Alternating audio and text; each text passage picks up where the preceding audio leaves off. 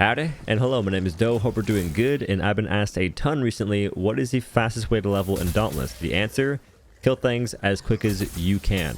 There's a bit more to it than that, but that is the main part we'll be focusing on today, which is killing things quickly. To do that, you gotta have a good build. That's where you have to start off. Everyone's skill level will vary, but the build should be good. That it should be a focus for players. So today I'll be covering fire builds or blaze builds, whatever you want to call it, because that happens to have the Hellion variant, which is very freaking strong in terms of weapons. So let's go ahead and get started with a beginner build. You don't need escalation pieces for this. Anyone can access it pretty much. So don't worry about the purple cells. Just get whatever variant of them you can, whether it's green, blue. You just want to have... You just be working towards getting +3 basically. So Hellion Strikers, very freaking strong, very easy to use. You hit Behemoth, you get the effect. Rage Hunter Overpower as my cells. Titan's Crash, Cyclonic Strike Plate are my special modifier. That will not change. That's like the best version for strikers. As far as your Omnicell goes, I would suggest Iceborne to a new player. If you're not new or if you don't care, use Discipline. Lantern. Koshai's Bloom is very freaking strong for a new player. If you're not using that, you could also use Skarn's Defiance, also really good. Koshai's Bloom, you deal damage with the hold cast. You can also teleport. It's like an iframe as well. And you get lifesteal for 10 seconds after you use the hold to cast, which would be very nice. We got Zeal in that joint. Then we have the Hellion headpiece with Assassin's Frenzy for the attack speed. Very nice. Break apart, get attack speed for a while. Drast chest piece, it's back, boys, with Tenacious. So just trying to keep healthy. We got Nizaka gloves with Zeal and Gnasher feet with Tough to make it so you get more healing and you also have more health with Tenacious.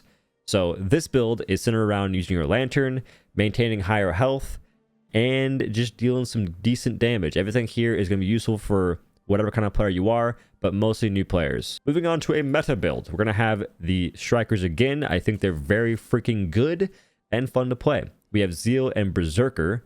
If you want a build that doesn't use Berserker, I will show that as well. You'll be using Tenacious instead if you don't like playing with like less health.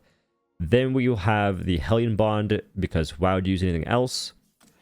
Drast Lantern in this case, because it does the most damage IMO, and it has the highest damage potential.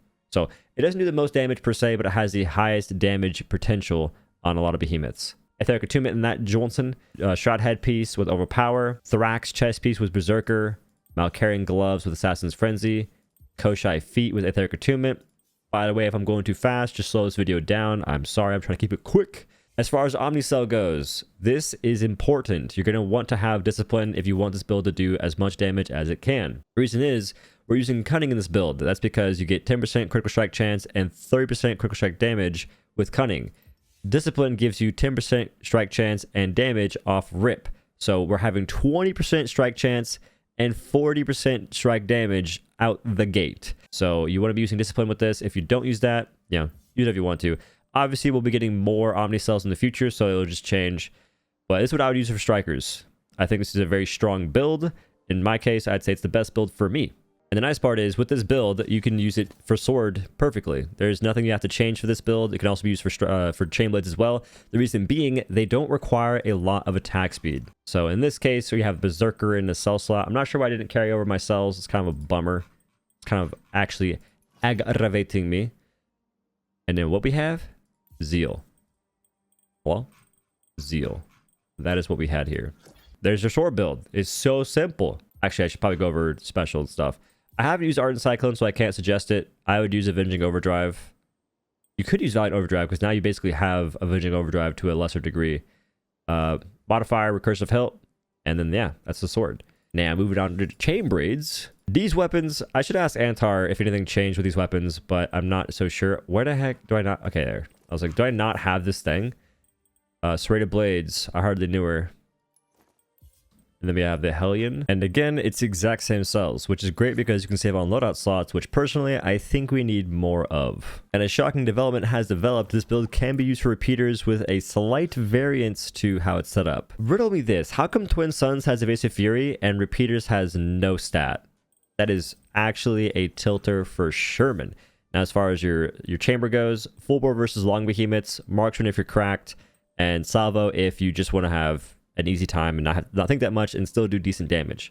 Grip, only captains. Modifier, tac mag for repeaters, extraction for Twin Suns.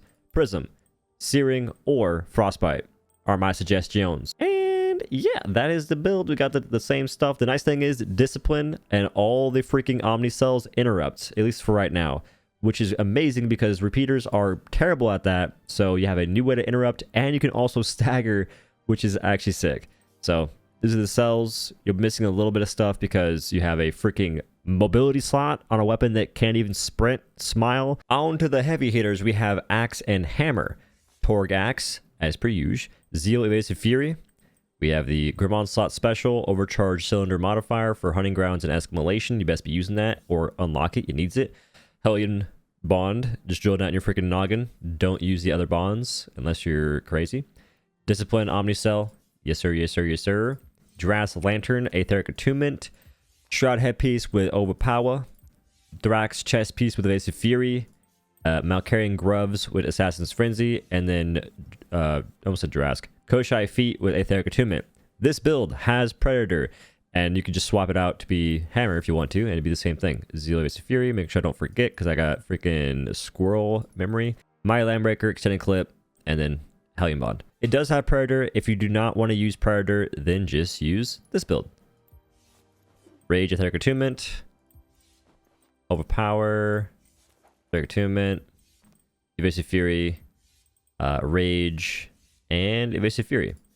So yeah, this build does not have any Predator. You still want to try to not get hit, because if you get hit, you lose damage via Tenacious. But it's not a big deal, and you can get it back quickly. Whereas Predator, you have to wait. So in this build, you also have less attack speed, I believe. Yeah, you have a little bit less attack speed. Actually, a lot bit less attack speed. But it should be easier to make function of. So this is the Axe and Hammer builds. Now, lastly, we're going to have the Warpike. I never thought I'd be saying this, but this Warpike build is absolutely goatified. Hellion... Wait, Torgadero Pike. I'm dented. Savagery Berserker. Savage Wellspring. You get up to 30% critical strike chance for 10 seconds. I wish it was longer, but still, it's cracked. Executioner Spearhead. You can get up to 60% damage. That's also cracked. Hellion Bond. Discipline. Like, dude, I'll probably make another video just on this build alone, because going in depth on this is going to be wild. The amount of damage you can get is just, like, what? Drask Lantern, as per usual. Aetheric Attunements. Shroud Head, it's the same stuff. So just Overpower. Savagery. Assassin's Frenzy for the attack speed. And then Aetheric Attunement. So these are the perk summary. And this build is ridiculous. Like, actually ridiculous, because I also factor in Relentless, which I don't know, well, not Relentless, but Aether Rush, which I forgot what it does. Pause. Move list. Where's it at? Where's it at? Where's it at? Hello? Where's my info? Oh. Reveal the Living Aether. Okay, it doesn't even tell you the freaking amounts. All right, you get 15% damage, attack speed, and movement speed, and stamina regeneration for a short time. So yeah, nice. Where's the numbers at? Phoenix Rabs. But yeah, you factor in that to the rest of the build. Absolutely insanity. But that should wrap it up for the Blaze builds. Hopefully you liked it. If you did, be sure to leave a like, comment, and subscribe. All that good stuff. If you're not already, use creator code OhDough in the game store. If you use my code, use someone's code. Helps out if you're helping out a freaking ton. Check out my Twitch channel at twitch.tv/OhDough. And I do have a TikTok and a other YouTube channel at OhDoughless for Apex content, PvP stuff mostly. And other than that, you have a beautiful day. I'll see you later. Peace.